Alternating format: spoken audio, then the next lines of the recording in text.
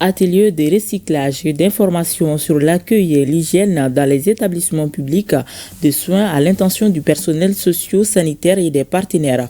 Organisé par le ministère en charge de la Santé, cet atelier permet encore une fois de revenir sur les mauvais comportements de certains agents dans les structures sanitaires. Koumba Sissé était à la cérémonie d'ouverture des travaux suivant son reportage.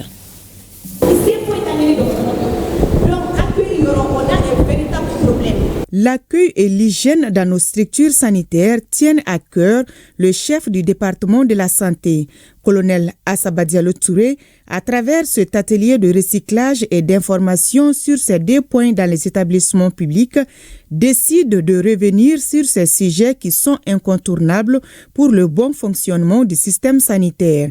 Aujourd'hui, pas de discours formel.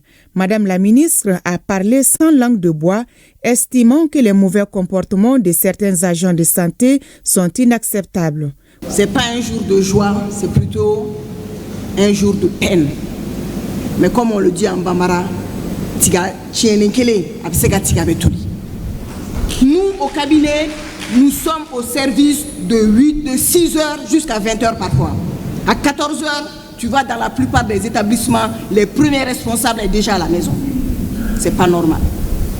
Quand tu vas le soir, quand tu vas voir qui fait la garde, c'est même pas des stagiaires, mais des bénévoles qui n'ont aucun contrat avec la structure.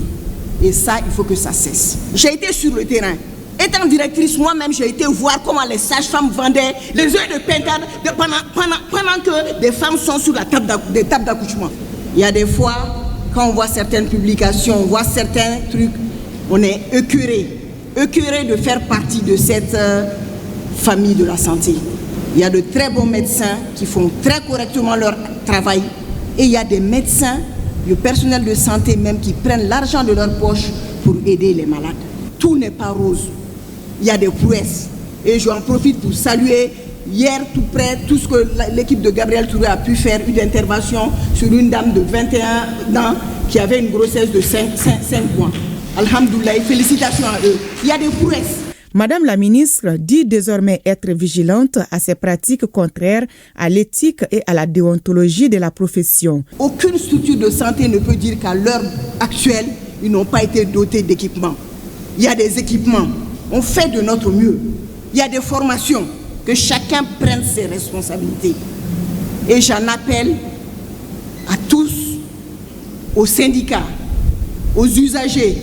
Toutes les dénonciations seront les bienvenues au ministère de la Santé et du Développement social. Et ce qu'on aimerait, c'est des dénonciations avec des noms, avec des heures et avec des structures. Là où les populations auront fait leur travail et nous aussi, on fera ce qu'on doit faire. Ce que le département doit faire n'est autre chose que de prendre ses responsabilités face à cette situation qui n'honore ni les établissements sanitaires, ni les départements. Trop, c'est trop. Donc, on a écrit beaucoup sur cet aspect-là.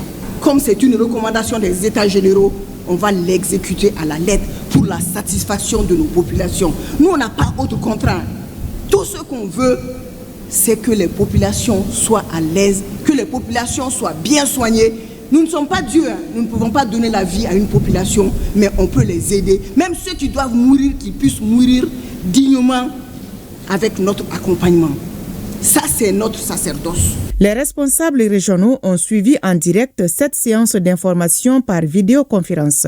À l'issue des travaux, les participants doivent formuler des recommandations dont la mise en œuvre permettra de donner satisfaction à la population.